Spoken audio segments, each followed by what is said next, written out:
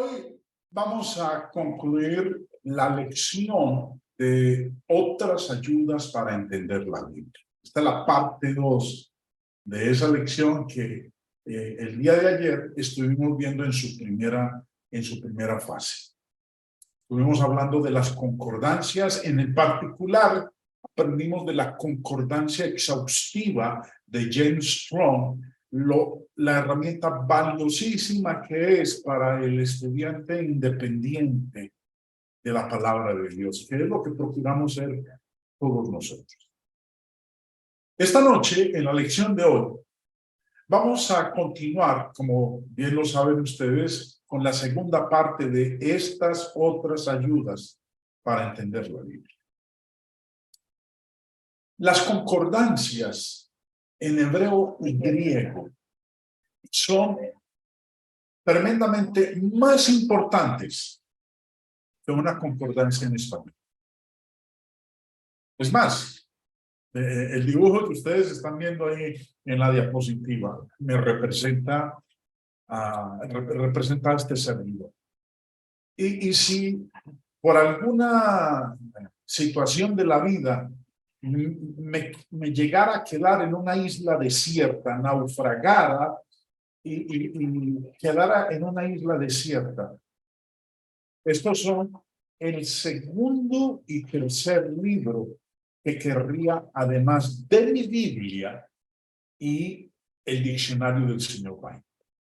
Y son las concordancias, una concordancia hebrea y una concordancia en griego. La razón es que estas concordancias nos muestran cada aparición de una palabra hebrea o griega en la Biblia, independientemente de cómo se traduzca. Esa es la parte importante, independientemente de cómo se traduzca. Como mencioné anteriormente, muchas traducciones de la Biblia no son traducciones consistentes. Muchas veces traducen una palabra hebrea o griega de varias maneras diferentes. Y las concordancias hebreas, las concordancias griegas, resuelven ese problema.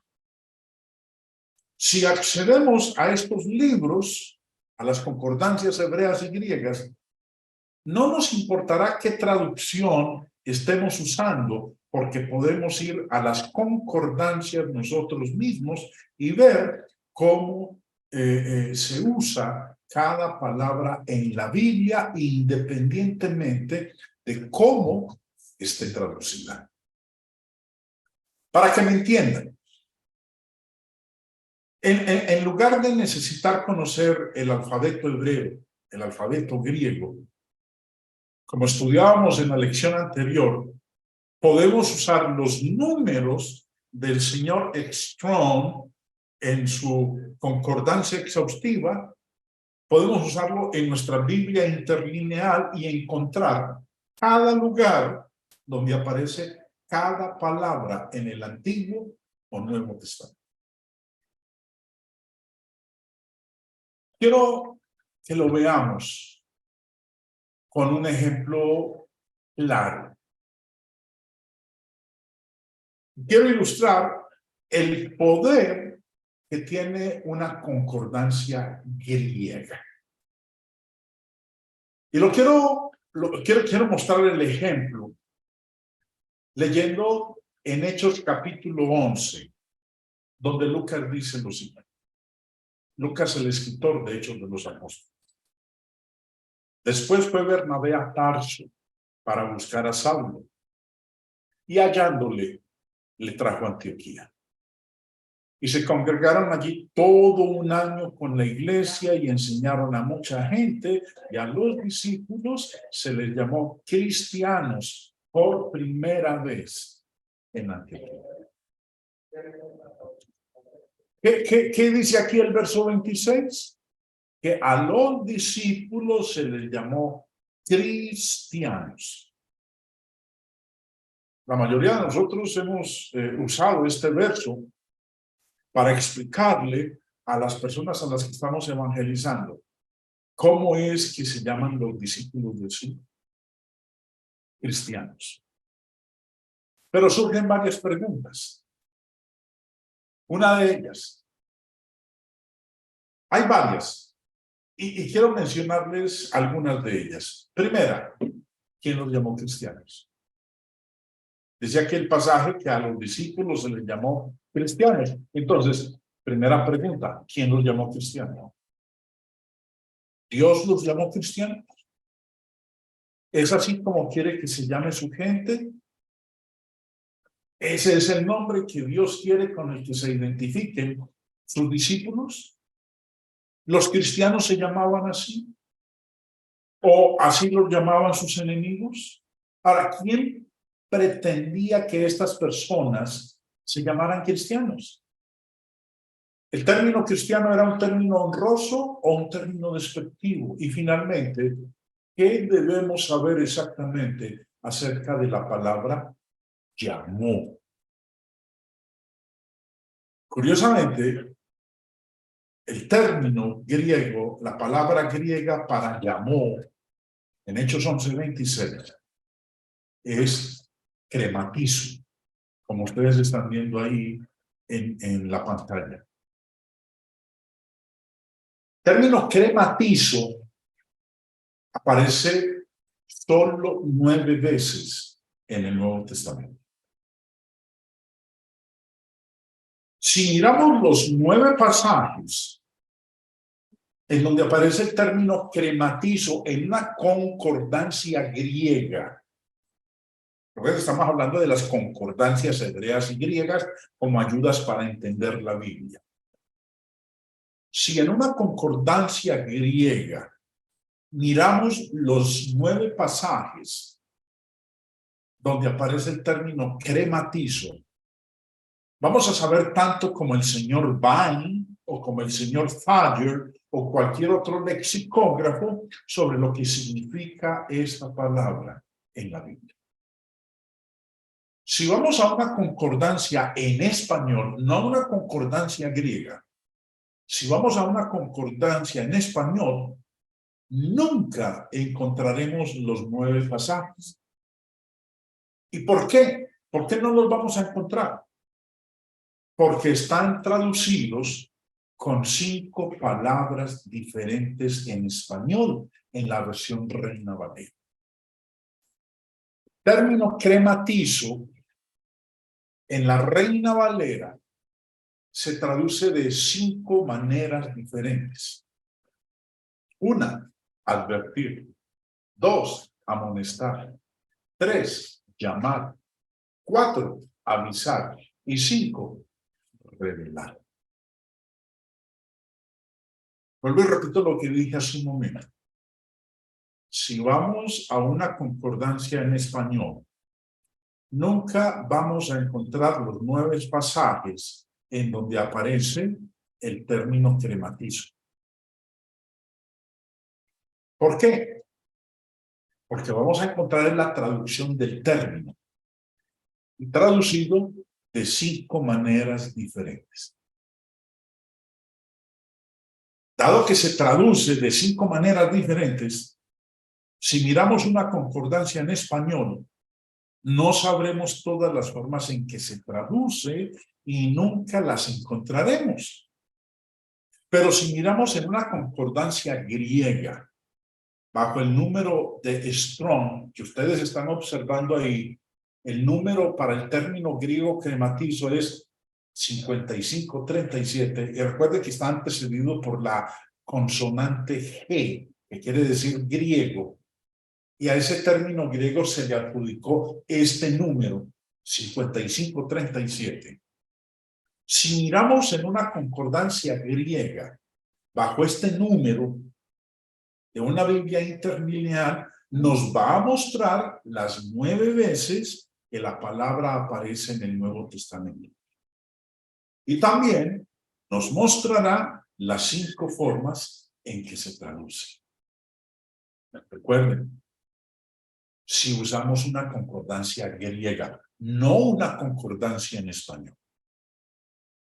Por ejemplo, recordemos, es traducida de 5 maneras diferentes. El término crematizo: advertir, amonestar, llamar, avisar, revelar. Mateo 2, verso 12, usa el término crematizo, utiliza la palabra griega donde Dios advirtió a los magos después del nacimiento del Señor Jesús. El texto dice: pero siendo avisados por revelación en sueños que no volviesen a Herodes, regresaron a su tierra por otro camino. Ahora, ¿cuál es la palabra en español que aquí ha sido traducida, por la que ha sido traducido el término griego crematizo? Dice, pero siendo avisados. En Hechos 11:26 ha sido traducido el término crematizo como llamó, pero en Mateo 2:12 no es traducido llamó, es traducido avisado, pero la palabra griega es la misma. En Mateo 2:22 vemos la misma palabra nuevamente cuando Dios le advierte a José, el esposo de María, que proteja al niño Jesús. Leamos. Pero oyendo que Arquelao reinaba en Judea en lugar de Herodes su padre, tuvo temor de ir allá, pero avisado por revelación en sueños. Aquí el término avisado es del término griego crematizo. Asimismo, en Hebreos capítulo 8 usa la misma palabra cuando Dios exhortó a Moisés a construir todas las cosas según el modelo que se le había mostrado. El pasaje lo leemos de la siguiente manera: los cuales sirven a lo que es figura y sombra de las cosas celestiales, como se le advirtió a Moisés cuando iba a erigir el tabernáculo, diciéndole: mira, haz todas las cosas conforme al modelo que se te ha mostrado en el monte. Aquí, el término crematizo, la palabra griega crematizo, es traducida por advertir. Se le advirtió a Moisés. Hay un caso particularmente interesante y es en Romanos capítulo 7, versículo 3, donde Pablo dice: así que si en vida del marido se uniere a otro varón, será llamada adúltera. Pero si su marido muriere, es libre de esa ley, de tal manera que si se uniere a otro marido, no será adúltera. El término crematizo, en este versículo 3, es traducido por será llamada. Este es un buen ejemplo para recordar por qué a veces, cuando hablamos de divorcio, nos metemos en problemas sobre lo que constituye el adulterio. Esta es la definición de Dios del adulterio. ¿En qué consiste aquí el adulterio? Si en vida del marido, una mujer se une a otro varón. Si en vida de su primer marido se casa con otro, será llamada adúltera. Aquí Dios está dando la definición de lo que es adulterio. Luego, en Hebreos 11, versículo 7, usa la misma palabra con respecto a Noé. Dice: por la fe Noé, cuando fue advertido por Dios acerca de cosas que aún no se veían, con temor preparó el arca en que su casa se salvase, y por esa fe condenó al mundo y fue hecho heredero de la justicia que viene por la fe. Palabra crematizo en el verso 7 es traducida por advertido, cuando fue advertido por Dios. Y encontramos la misma palabra nuevamente en Hebreos 12:25. para reflejar a Dios hablando a la humanidad. Dice, mirad que no desechéis al que habla, porque si no escaparon aquellos que desecharon al que los amonestaba en la tierra, mucho menos nosotros, si desecháramos al que amonesta desde los cielos. Aquí, crematizo es traducido por amonestaba. Ahora, si bien en este versículo amonestar aparece 2 veces y habla una vez, porque dice, mirad que no desechéis al que habla, porque si no escaparon aquellos que desecharon al que los amonestaba, primera vez, y en el tercer renglón dice, si desecháramos al que los amonesta. El término habla aparece una vez, el término amonestar aparece 2 veces. Pero las 3 palabras, hablar, amonestar 2 veces, provienen de 3 palabras griegas diferentes, que aprendemos buscándolas en una Biblia interlineal. Solo el primer amonestar viene del término griego crematizo. Luego, es usada en Hebreos 10:22. Leamos el pasaje.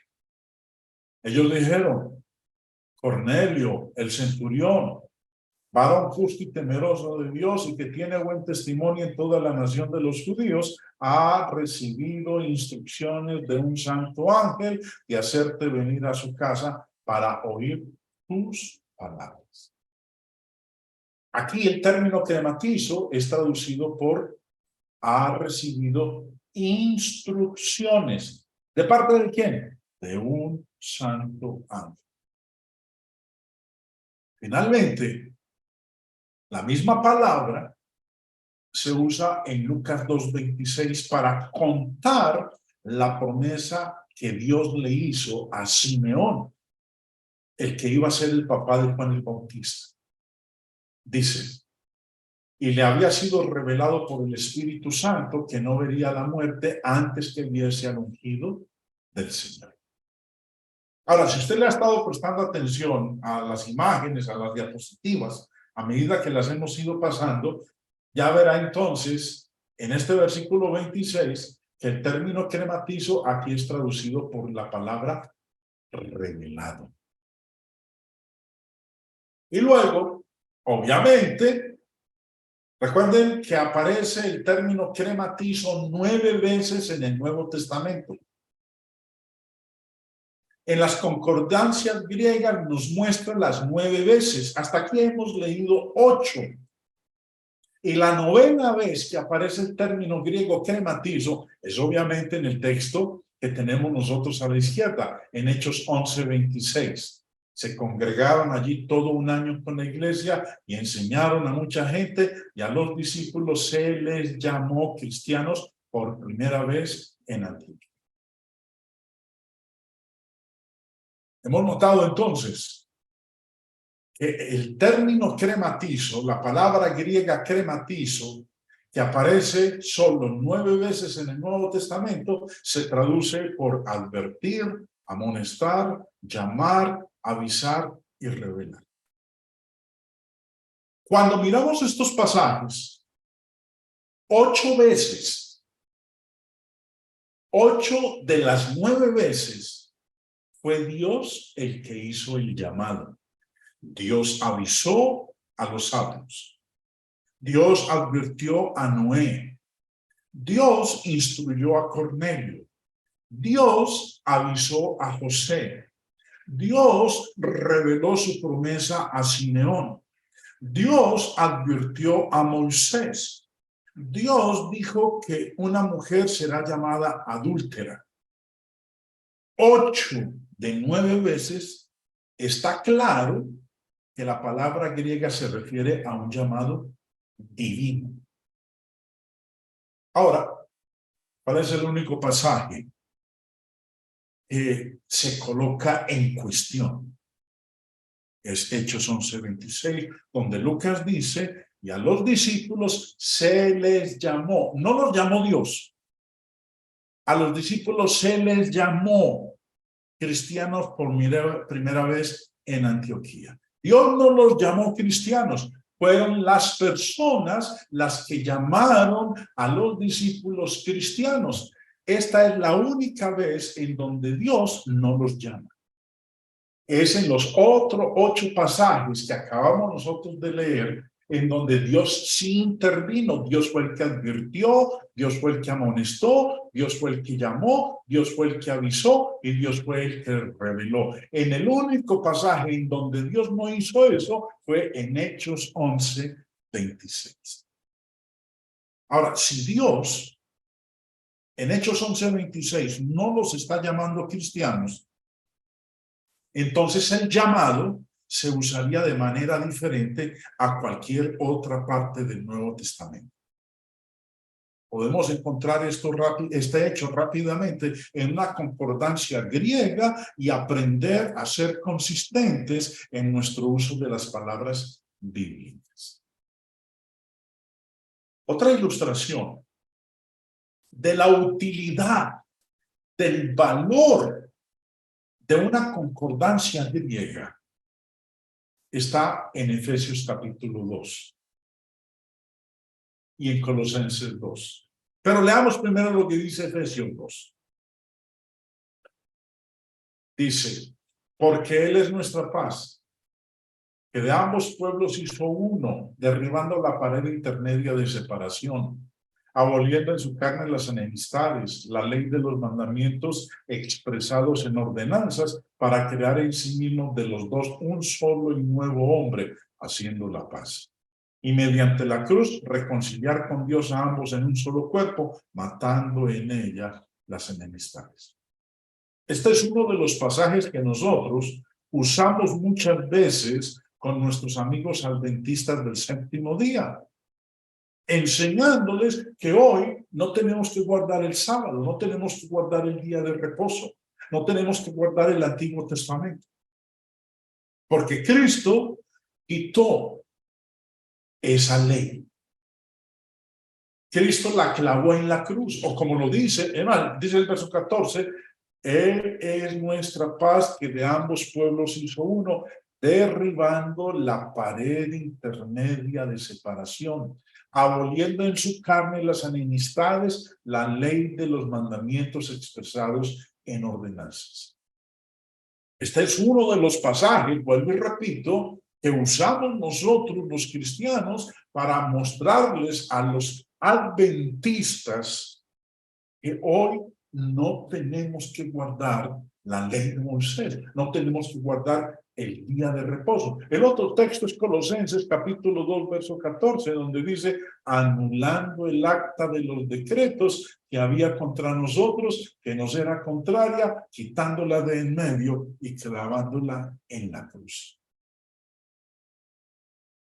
Recordemos, y lo repito una vez más, los sabatistas dicen que los cristianos deben guardar el séptimo día de la semana como un día santo.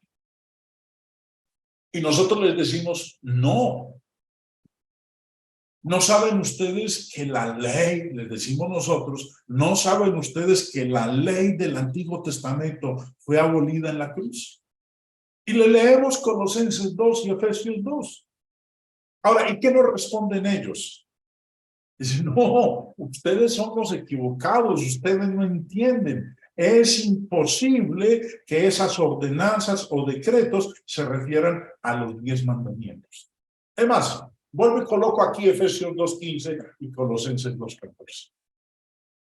Efesios 2:15, aboliendo en su carne las enemistades, la ley de los mandamientos expresados en ordenanzas. Colosenses 2:14, anulando el acta de los decretos que había contra nosotros.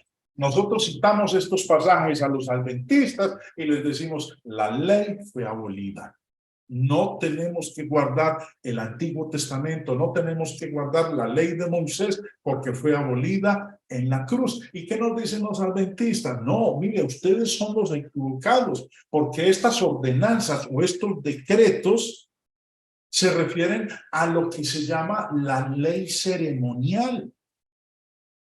Y ellos entonces argumentan que la palabra ordenanzas o decretos nunca puede usarse de una ley moral o un precepto moral, porque los adventistas hablan de dos leyes, una ley ritual o ceremonial y una ley moral. Entonces, en su argumentación dicen que las ordenanzas de las cuales habla Efesios 2:15 o los decretos mencionados en Colosenses 2:14 no hacen referencia a la ley moral, sino a la ley ceremonial. Pero es bien curioso, porque la palabra griega que en Efesios 2:15 traduce ordenanzas y la palabra griega que en Colosenses 2:14 traduce decretos es la misma y es la palabra dogma. Dogma en Efesios 2:15 es traducido por ordenanzas y dogma en Colosenses 2:14 es traducida como decretos. Y el diccionario de palabras griegas del señor Strong nos dice a nosotros que significa ley. La palabra griega dogma significa ley. Ahora, puede ser una ley civil, una ley ceremonial o una ley eclesiástica. Pregunta: ¿qué tipo de ley es dogma? ¿Es ley moral? ¿Es ley ceremonial? ¿Es el derecho civil? Exactamente qué significan las ordenanzas de Efesios 2:15 o los decretos de Colosenses 2:14. La palabra dogma, que traduce a ambas, aparece solo 5 veces en el Nuevo Testamento. Si sabemos cómo esos 5 pasajes usan la palabra dogma, sabremos tanto como cualquiera sobre la palabra. Entonces, primera vez que aparece en Lucas 2:1 y encontramos que dice de la siguiente manera: aconteció en aquellos días que se promulgó un edicto de parte de Augusto César que todo el mundo fuese empadronado. Y la palabra dogma es traducida como edicto. Luego, en Hechos 16:4, vemos lo siguiente: y al pasar por las ciudades, les entregaban las ordenanzas que habían acordado los apóstoles y los ancianos que estaban en Jerusalén para que las guardasen. Aquí el término dogma, la palabra griega dogma, en Hechos 16:4 es traducida por ordenanzas. Luego, en Hechos 17:7, se usa de nuevo. Tercera vez que aparece la palabra griega dogma, a los cuales Jasón ha recibido, y todos estos contravienen los decretos de César, diciendo que hay otro rey. Finalmente, la palabra dogma se usa en nuestros 2 pasajes de interés que citamos a los adventistas. Efesios 2:15. Aboliendo en su carne las enemistades, la ley de los mandamientos expresados en ordenanzas.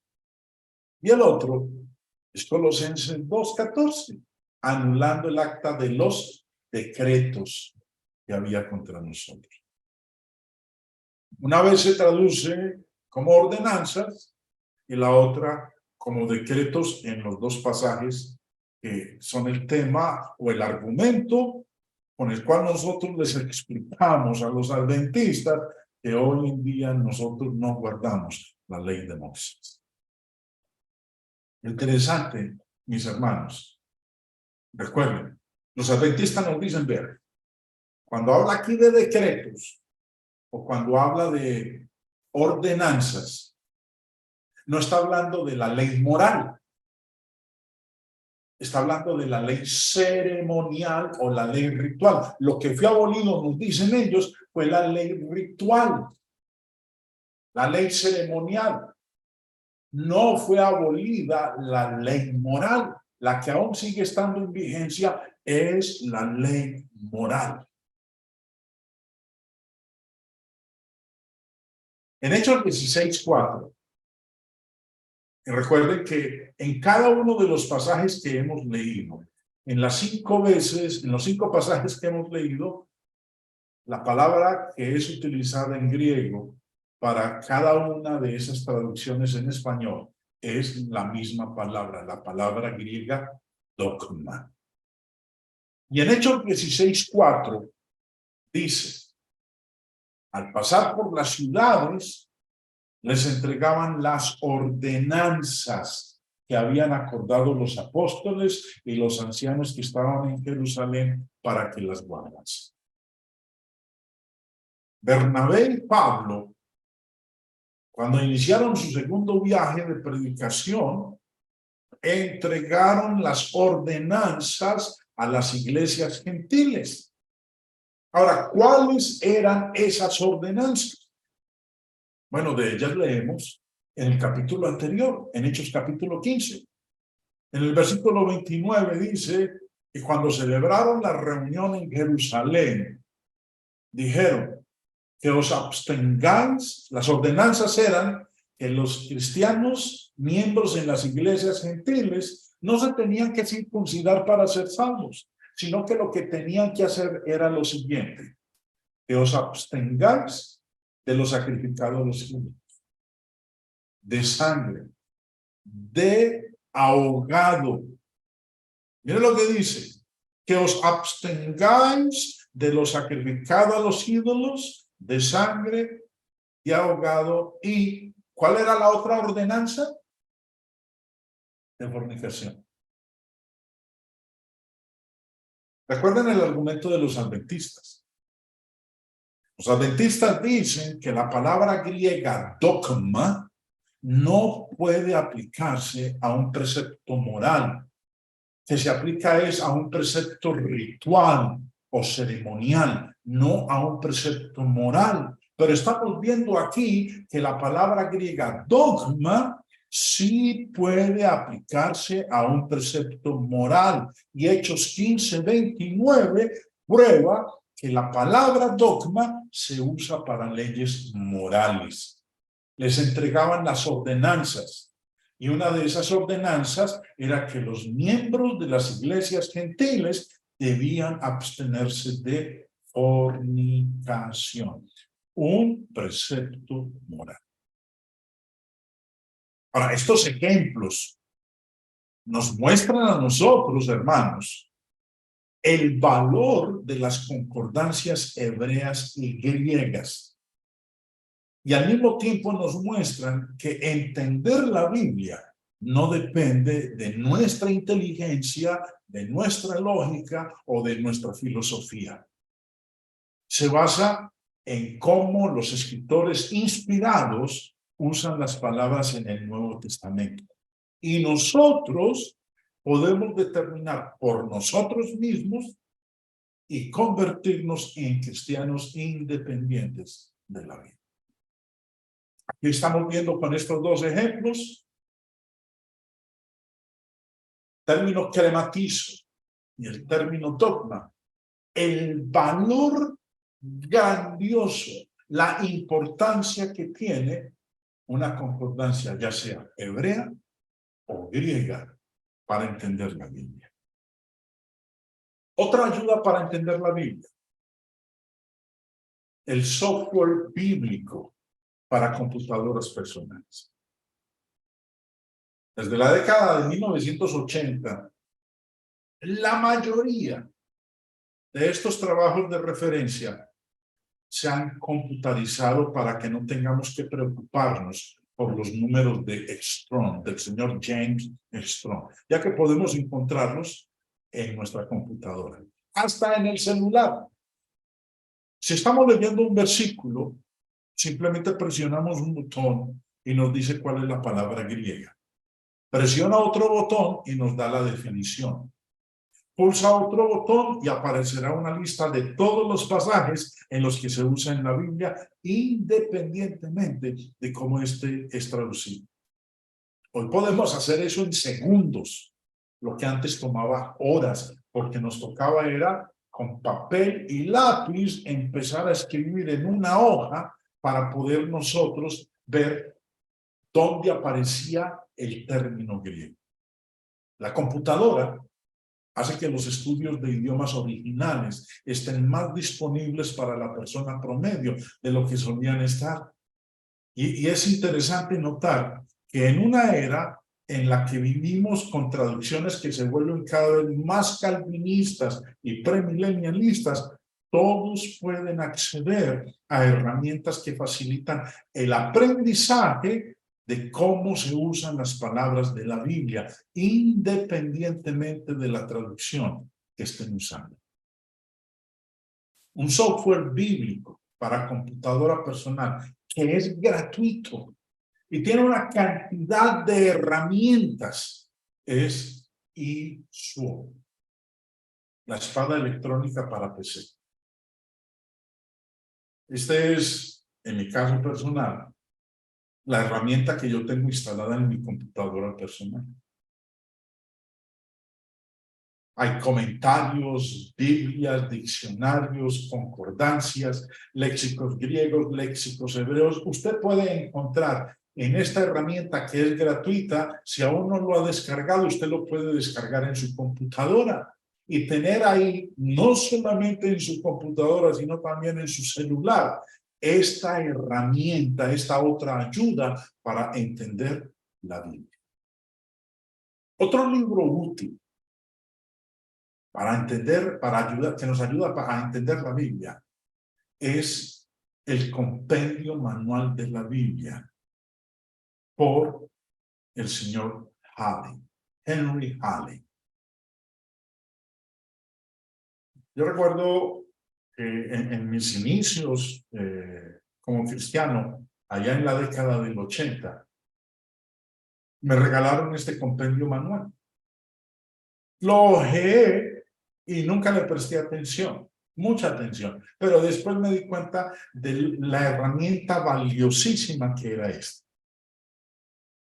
Es un pequeño libro que ofrece un desglose de todos los libros de la Biblia a nivel de capítulo por capítulo. Por ejemplo, cuando el señor Henry Halley revisó el libro de Génesis, aquí en el Compendio Manual de la Biblia,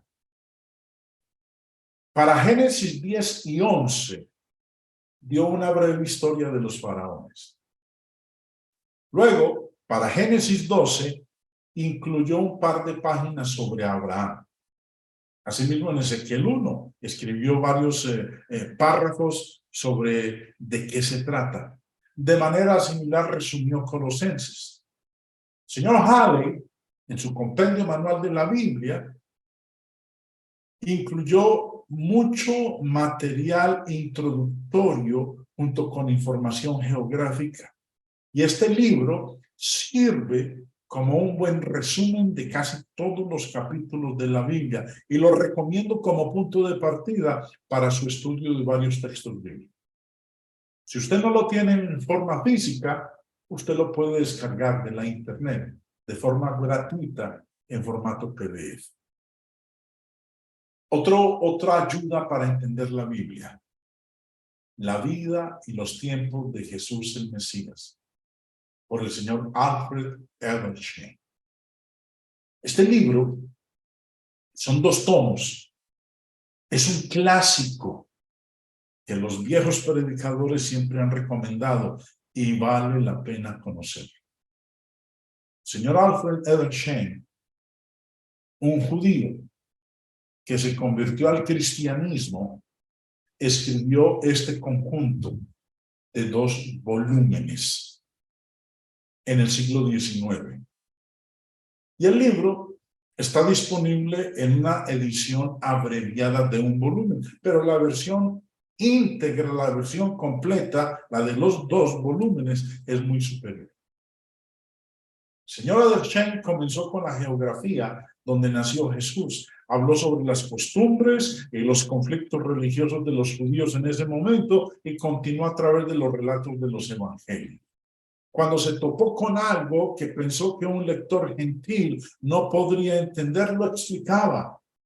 Nos hace darnos cuenta más que nunca de que la Biblia está hablando de lugares reales y personas reales que se comportaban como nosotros. Es un libro tremendo.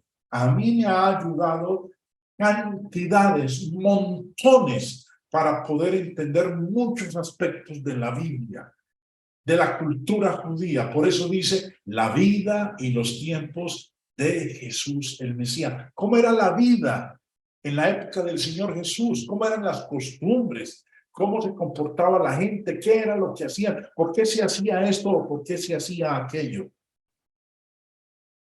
Otra ayuda para entender la Biblia es La vida y cartas de Pablo por Connie Bear y Houghton. Este es otro clásico. Es la vida y las epístolas de Pablo. Lo que la vida y los tiempos de Jesús el Mesías es para nosotros. Este libro lo hicieron estos 2 personajes para conocer la vida y obra del apóstol.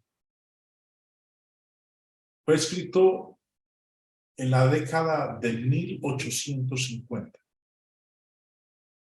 Es una obra monumental, porque estos 2 caballeros ingleses se dieron a la tarea de hacer los viajes que el apóstol Pablo realizó durante su tiempo de predicación de la palabra. Visitaron los lugares donde Pablo estuvo. Conocieron de primera fuente los terrenos, las circunstancias, las costumbres. Y por eso estos 2 volúmenes que componen la vida y las cartas de Pablo abren una puerta de información y de conocimiento para entender a cabalidad lo que fue la obra del apóstol Pablo en sus 3 viajes de predicación y finalmente cómo culminó su muerte. Lamentablemente es un libro que está en inglés, pero hay uno que yo quiero recomendarles, valiosísimo también, que está en español, y es De Tarso a Roma, con Pablo. Un libro adaptado por el hermano Jaime Restrepo Montoya. En otras palabras, yo, quien les está hablando. El año pasado ustedes tuvieron la oportunidad de acompañarme en este viaje de Tarso a Roma con el apóstol Pablo. Este libro, el día de hoy, terminé de compilarlo, de arreglarlo, de hacerle su índice, de hacerle su portada, y como ustedes que me acompañaron, traté en todo lo posible por colocar los mapas, ubicarnos en el contexto de tiempo, en el contexto histórico, en el mismo terreno, conociendo las circunstancias que el apóstol Pablo y sus compañeros tuvieron que enfrentar. Este libro, que es de aproximadamente 100 páginas, el día de mañana lo voy a anunciar para todos aquellos que estén interesados en conseguirlo. No es un libro que va a salir gratuito, sino que va a tener un costo. Y también va a ir acompañado en su oferta con todas las diapositivas que preparé en esas lecciones. En total, 901 diapositivas, que fueron las que elaboré para esas lecciones con las cuales algunos de ustedes me estuvieron acompañando. Recordándoles también que las lecciones quedaron grabadas en video, esos videos están disponibles de forma gratuita en mi canal en YouTube. Entonces, otra ayuda para entender la Biblia, De Tarso a Roma con Pablo, adaptado por el hermano Jaime Restrepo Montoya, este servidor que les habla. Otra ayuda para entender la Biblia, los diccionarios bíblicos temáticos. Ya hemos mencionado varios diccionarios. Diccionarios en español, el diccionario del señor Bay, diccionarios de hebreo, diccionarios de griego. Pero un diccionario temático también es una herramienta útil. Porque no se especializa en la definición de palabras, sino que se enfoca sobre personas, lugares, cosas y conceptos. Estos diccionarios bíblicos temáticos definen términos como Jerusalén, Monte de los Olivos, las costumbres de la gente de la Biblia, y es probable que proporcione buenas introducciones a los libros de la Biblia. Y para terminar, otra ayuda para entender la Biblia, las enciclopedias bíblicas. Una enciclopedia bíblica es muy parecida a un diccionario bíblico temático, pero más detallado. Explica palabras bíblicas importantes y describe ambientes históricos y costumbres religiosas de la gente de la Biblia. Mientras que estudiar rara vez es fácil, al final nunca dudaremos de que valió la pena el esfuerzo, ya que descubrimos que nuestro amor y respeto por Dios crece a medida que apela a nuestro intelecto y a nuestras emociones. Con esto concluimos, hermanos, la segunda parte de esta lección de otras ayudas para entender la vida.